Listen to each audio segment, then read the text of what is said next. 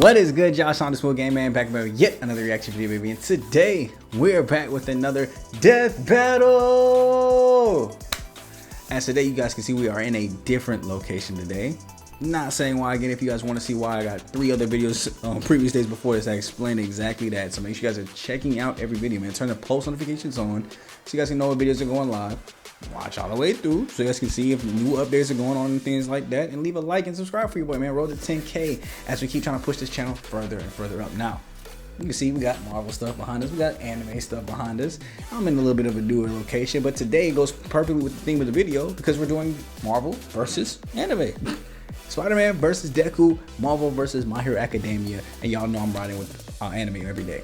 There is no MC anime character that I think will lose to any Marvel entity. Not any Marvel hero, entity. Any of the villains, any of the heroes. There's no MC of a strong anime that thinks losing. Sadama, Deku, All Might, Naruto, Sasuke, Luffy, Zoro, Goku, Vegeta. Let me just look around in the room.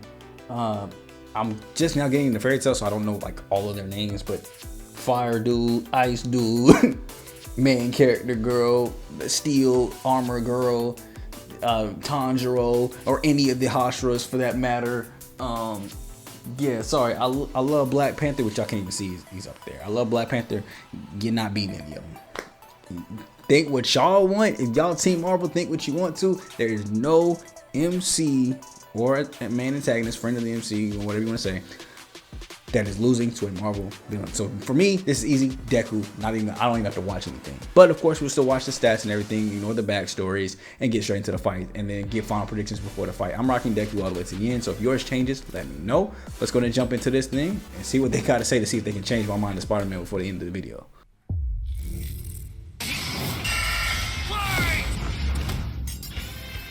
Miles Morales versus Izuku Midoriya. And we're going Miles Morales versus Deku. That's the youngest one. He getting clapped up. I love it's him. our job to analyze their weapons, armor, and look. I love Miles. Best video game that I'm gonna play. You're the newest one. You're getting clapped up. If there better not be no way he don't get clapped up. Skills to find out who would win a death battle.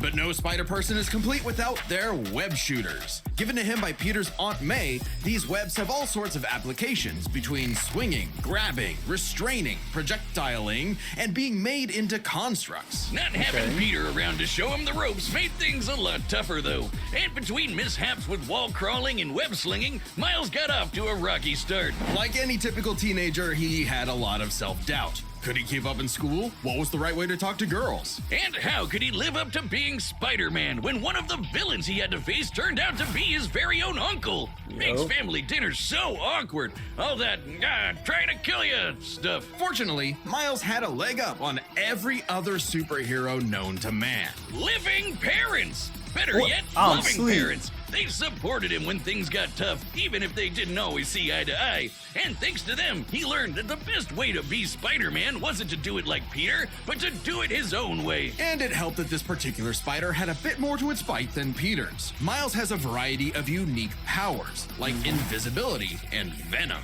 Not like Tom Hardy, though it is weird to give your main power the same name as one of your bad guys.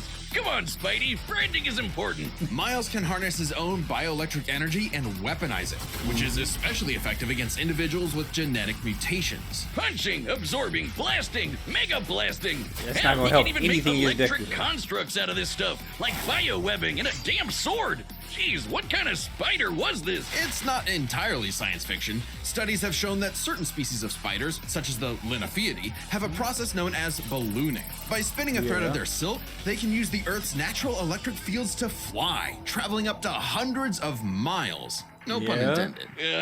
Well, whatever kind of bite it was, it gave Miles the edge he needed to find his worth as Spider-Man. Miles can dodge gunshots, missiles, and lightning bolts. He survived all sorts of beatings, including a building exploding on top of him. Oh, geez, Spidey could lift buildings and dodge light speed attacks, and Miles is more than a match for him. Like the time he absorbed the energy of a bomb that was going to vaporize Harlem, a blast that would have equaled 15 million tons of TNT. He's getting kudos from a ton of older heroes too, becoming a member of the New Ultimates and the Avengers. He even helped form the Champions, a team of teenage superheroes with the likes of Miss Marvel and Ironheart. The king of Wakanda himself even suited him up with some Wakandan vibranium. The same stuff as T'Challa's own suit. This super rare and tough metal can absorb kinetic energy and vibrational impacts. It helps to regulate Miles's venom powers too, allowing him to better control his electrical output. The vibranium is thinner to better fit his acrobatic fighting style, but it can still shake off most fatal attacks like they're nothing. This stuff is tough enough that Deadpool's swords have shattered against it. Though it's not as durable as, say, Captain America's shield, and enough kinetic energy will overload it. Don't be near it when it does, or you'll end up like the Falcon here when he used his vibranium wings to stop a bomb that was gonna blow up New York City. That's twice now. Does any other city have to deal with this stuff? But when vibranium and spider powers still aren't enough, Miles can push his electrical output into overdrive, giving him huge boosts in strength and speed and making him a whole lot zappier. It's your classic shonen power-up, and he knows it too. He's a bit of a weeb and has a thing for mimicking some favorites. Despite his look, he's trying to be like Sasuke. Miles has more than managed to live up to his predecessor. No longer standing in the shadow, but side by side. Literally, his universe got blown up and he was sent to the main 616 timeline, along with his family. And now it's him and Peter as a pair of Spider Bros. He's even become one of the big players of the Spider-Verse, teaming up with all sorts of other Spider variants to But is he gonna show up in Marvel Stage 6 is my question. People, robot Spider people, dinosaur Spider they cannot people, Spider people, a whole lot of them, each with their own way of getting the job done. Miles even led him into battle against the Inheritors, a bunch of interdimensional vampire assholes. This is what Stan Lee was proudest of in his favorite superhero. Regardless of who they were, any sort of person could wear the mask and do the right thing. For so long as we stay true to ourselves and help others in our own unique ways, then anyone can be a hero. Which I guess is fair. It's kind of like Deku, right? You know, he does, you know, the powers are inherited down. So anybody that engulfs, in his case, hair, can take on the power. But you also have to train your body to be able to handle it, which is why Deku has a problem with handling it, unlike All Might. As compared to some other people, your body has to physically be there to handle it.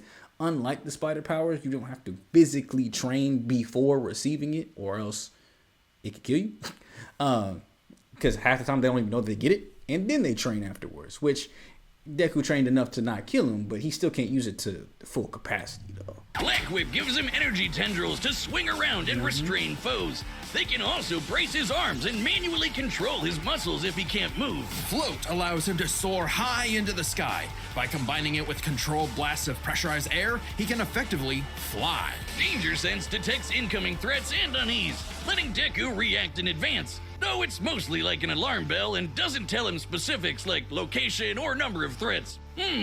Familiar? Smokescreen lets him, create a smokescreen. But he can use it at full blast to create a bigger smokescreen. That's swell and all, but the real meat is in Fa-Jin. After building up kinetic energy within his body, Deku can unleash it for bursts of strength and speed. He's combined it with Black Whip to create the powerful Black Chain binding attack, and can use it in conjunction with Full Cowling to achieve foe 100%, equaling All Might's full level of power without any recoil. He once used it to outspeed a bullet shot by Lady Nagant, a former hero turned villain who has a sniper rifle for an arm.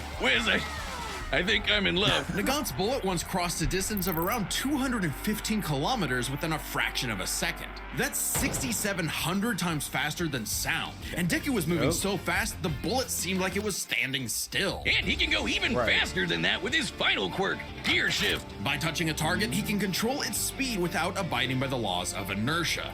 He can slow down foes to leave them frozen in the air, or move so fast he can punch multiple times in an instant. Even All for One's own protege Shigaraki couldn't track him. Y'all got a reason why Spider-Man about to win this? Laser beams. It does have a time limit though. After 5 minutes of continuous use, Deku's body will catch up to his speed, suffocating him as his cells become unable to take in oxygen. Not nearly as bad as One for All was suffocating him though.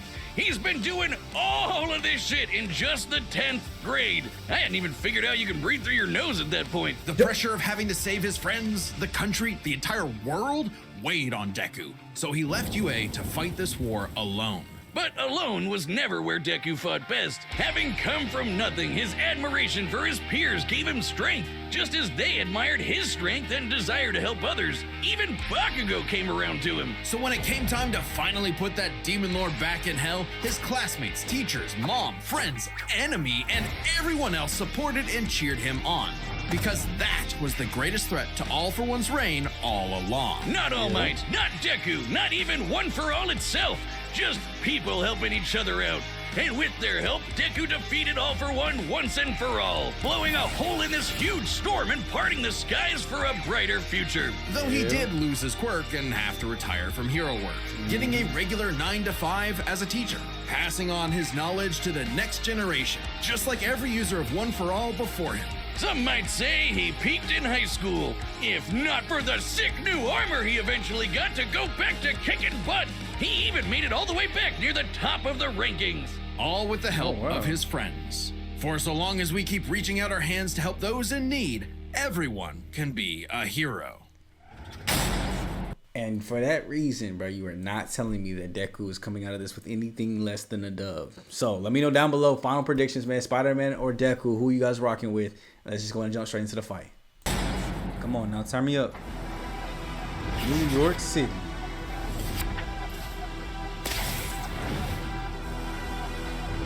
Huh?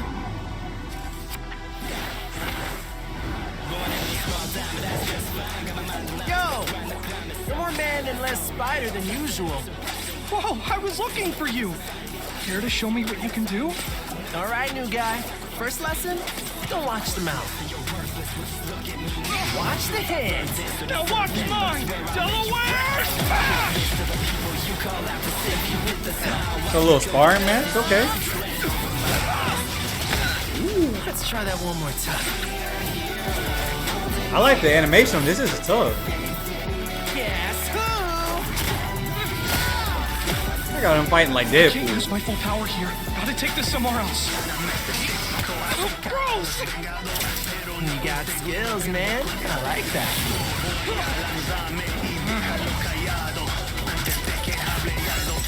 Oh, mierda. I'm sure that you're really nice, but you can't cut it here in BK. I'm sure that you're all might, but I'm running away at the right place. With all that murderous stuff, Really? boy, you already lost. You should take the hit. I moved us to an abandoned part of the city so we can go all out! Because I always do my best! Touch will stun you, run you down, and stuff you like some black faces and Timbs. Never forget that I'm him.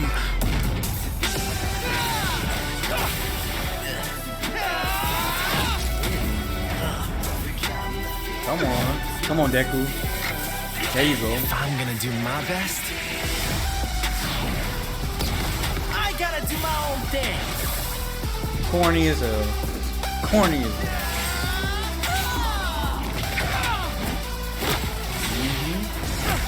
Yep. Sarah was right. Your quirk is amazing. Amazing is my buddy. They call me the ultimate Spider-Man. His suit has shock absorption, not nullification. So, it's got a limit. Nope. There you go. Overloaded.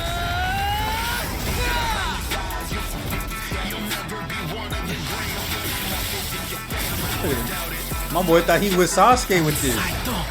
Death Bang! Go beyond! Y'all thought y'all was Naruto and Sasuke with this?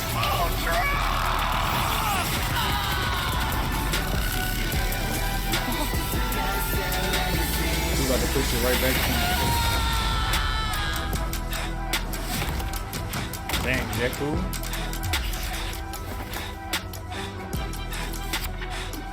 Spider-Man, you really are the ultimate. So wait, dude. I think we won. Yeah, I think we won. Let's start by talking about their superpowers, which matched up I quite ain't gonna lie. I think we won because Spider-Man didn't show back up. So that's a dub. evenly.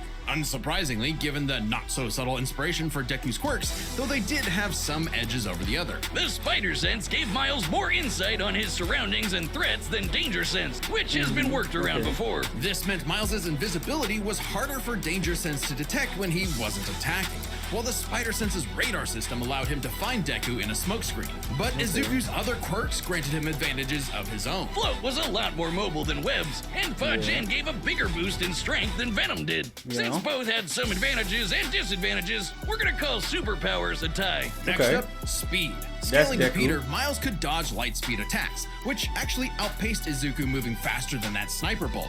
Fortunately for Deku though, that wasn't his best. Okay, there's no way you would tell me Spider-Man is moving faster than that? The same way he did to the light-catching Shigaraki. Even worse for Spidey, one touch from Gear Shift could freeze him in place and make dodging totally impossible.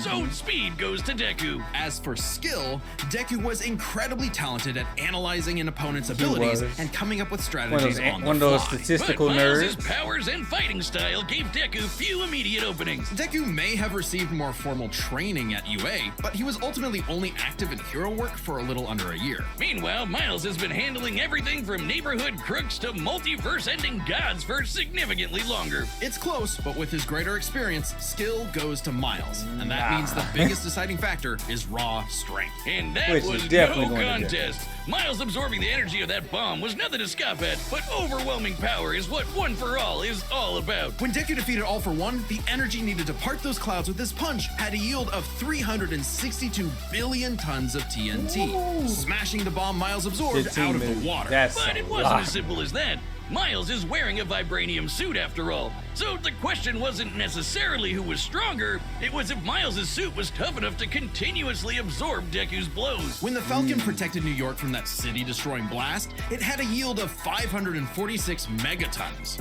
Impressive, but Deku defeating All For One was still over 600 times stronger than vibranium's limit. And Deku did that with One For All's embers, not the full package. And remember, the vibranium in Miles' suit was much thinner than what Falcon and Black Panther had, making it unlikely. That's what I'm telling y'all. No anime MC is losing. It's there to provide more protection, sure, but there was no way it could survive all of what Deku could dish out. In this superpowered battle, it was Izuku's overwhelming speed and immense strength that made him the winning hero. And the morales of the story is... the winner is Deku. Yes, sir. Next time. Next time on Death Battle.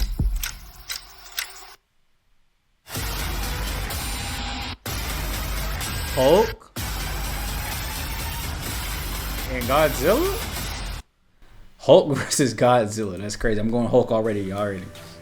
But yeah, let me know what you guys think down below. That's a dub for us. I told you I'm never going to guess anime when it comes to anime versus anything else. Now, if it's anime versus anime, then we can really sit down and have a debate. But anime versus anything else, DC, Marvel, video games, cartoons, I'm going anime every single time. So today led to us getting the dub, but let me know down below if you guys did go Spider-Man. Do you guys feel like it was off? Or if you rocked with Deku and you still don't even agree with it, let me know that down below too. But for those of us that got it right and are going to appreciate the dub, let's celebrate down below in the comment section. So I'll catch you guys in the next video. It's been more Sean Too Smooth, aka Black Okage, Black Avatar, and King Leo. And more death battles are on the way.